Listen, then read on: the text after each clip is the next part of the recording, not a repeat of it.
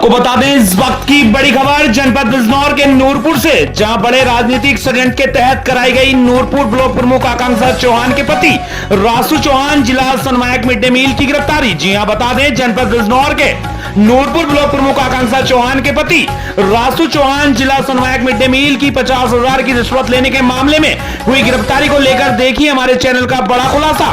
क्या है पूरा मामला, आपको बता दें जैसा कि आप सभी ने कल देखा कि नूरपुर ब्लॉक प्रमुख आकांक्षा चौहान के पति रासू चौहान जिला समन्वयक मिड डे मील को 50,000 की रिश्वत लेते विजिलेंस की टीम ने ब्लॉक प्रमुख कार्यालय नूरपुर से रंगे हाथ गिरफ्तार किया था और विजिलेंस टीम रासू चौहान को गिरफ्तार कर पूछताछ के लिए बरेली ले गई। जब हमारे संवाददाता द्वारा इस मामले की गहनता से पूरी जांच पड़ताल की गई तो सूत्रों से पता चला कि बड़े राजनीतिक षड्यंत्र के तहत इस मामले को पूरी सोची समझी साजिश के तहत रचा गया है, जिसमें रासू चौहान की गिरफ्तारी कराई गई है। आपको बता दें जब इस मामले में हमारे चैनल के संवाददाता ने गिरफ्तारी के वक्त कार्यालय में बैठे उन लोगों से बात की तो इस गिरफ्तारी को लेकर सब साफ हो गया। पूरा मामला क्या है, रासू चौहान पर लगे सभी आरोप पूरी तरह से बेबुनियाद और झूठे हैं। बता दें कल पूरा मामला ब्लॉक प्रमुख कार्यालय में जो हुआ, आपको बता दें कल ब्लॉक प्रमुख कार्यालय में एक व्यक्ति जिसका नाम अजीत प्रताप है और वह मुरादाबाद के महाराणा प्रताप सेवा संस्थान से है, जो और इस संस्थान को मिड डे मील द्वारा ब्लैक लिस्टेड किया गया है और बार बार इस व्यक्ति द्वारा अपनी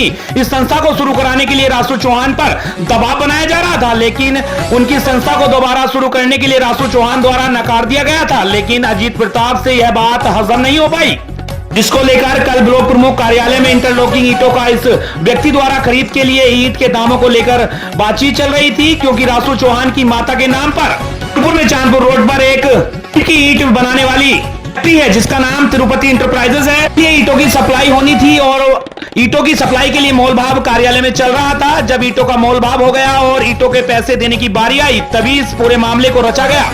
तभी विजिलेंस टीम अंदर आती है और जो पैसे ईंटों के लिए दिए गए थे उनको रिश्वत के तौर पर दिखाकर एक बड़े राजनीतिक षड्यंत्र के तहत इस घटना को अंजाम दिया गया। अजीत कुमार ने किस तरह से इस पूरे मामले को रचा है, आइए आपको सुनाते हैं रासू चौहान की पत्नी नूरपुर ब्लॉक प्रमुख आकांक्षा चौहान की इस वीडियो में कहना है इस मामले को लेकर पूरा पूर्व ब्लॉक प्रमुख आकांक्षा चौहान का। देखिए हमारी इस खास रिपोर्ट में हमारे संवाददाता आशुष शर्मा के साथ। मैं आकांक्षा चौहान ब्लॉक प्रमुख नूरपुर से। कल दिनांक 26 तारीख को जो प्रकरण हुआ है मेरे पति रासू कुमार जी के साथ, वो सरासर सोची समझी साजिश है और जैसे कि उसमें विजिलेंस टीम आके उन्हें पकड़ा है। मैं आपको बताना चाहूँगी कि जैसे एक आदमी परिचित था और वो जो है इनके एनजीओ के माध्यम से था और उसकी जो है 2022 में उसकी जो है जो मिड डे मील का खाद्यान्न होता है या जो उन्हें ठेका मिलता है, उसकी जो समिति बनी हुई है वो खराब काम करने के कारण सीडीओ साहब ने मतलब कि ब्लैक लिस्टेड कर दी थी, उससे निकाल दिया था। अब इसके प्रकरण के चलते हुए वो लगातार रासू कुमार जी पर बहुत दबाव बना रहा था कि मेरी एनओसी जारी कराई जाए। अब ये बताइए कि इसमें एक चीज और है, समन्वयक mid day meal Rasu Kumar ji के ऊपर बीएसए साहब हैं और सीडीओ साहब हैं, डीएम साहब हैं। अब ये तीनों अधिकारी इनसे ऊपर हैं और किसी भी पत्रक के ऊपर मिड डे मील समन्वयक को नामित नहीं किया गया, कहीं भी उनका नाम नहीं है, तो वो इस काम के ऑथराइज कैसे हो सकते हैं और कैसे वो एनओसी पास करा सकते हैं? इसका अधिकार तो सीडीओ साहब को या डीएम साहब को या बीएसए साहब को होगा। तो ऐसे में कौन इसलिए किसी से पैसा मांग सकता है जो काम हम करा नहीं सकते? दूसरी बात, अब जब वो आदमी हमारे ऑफिस में बैठा था और उसके बाद उसने जो है जब वो ऑफिस में आया उसने जो है ये कहा कि वो जो है हमारी जो इंटरलॉकिंग की फैक्ट्री है जो मेरी माताजी के नाम है तिरुपति इंटरप्राइजेस के नाम पे, उससे उन्होंने बोला कि मुझे इंटरलॉकिंग की जो ईंटें हैं वो मुझे चाहिए और उसने अपने ड्राइवर को बुलाया कि आप तुम मेरी गाड़ी में से जो है 50,000 रुपए हैं वो लेकर आओ और इन्हें दे दो।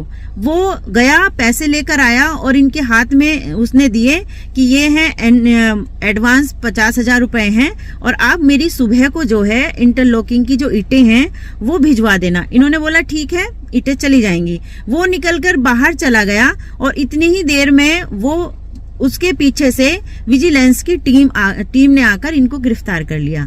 ये सोची समझी और बहुत अच्छी साजिश रचाई गई है, क्योंकि हम राजनीति क्षेत्र में बहुत सक्रिय हैं। इसीलिए लोग हमारे जो विपक्षी भी हैं और जो हमारे हमसे मुखालफत रखते हैं, वो हमारे बहुत दिनों से इस प्रयासरत में थे कि किस तरह से इनको इस उलझन में फंसाया जाए और जिससे इनका नाम खराब हो। तो आज भी उस चीज में कामयाब रहे हैं।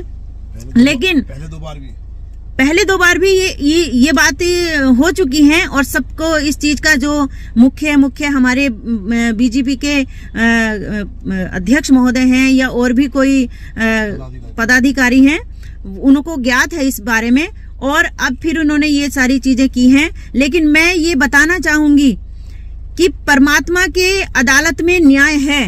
आज हमें जिसने इन चक्करों में फंसाया है, परमात्मा उनका न्याय करेगा और हमारे साथ भी न्याय करेगा। इस चीज का वो ध्यान रखें। और मैं सभी पत्रकार बंधुओं से ये कहना चाहूंगी कि सत्यता को प्रकाशित करें, ना कि झूठी चीजों को प्रकाशित करें। बहुत बहुत धन्यवाद।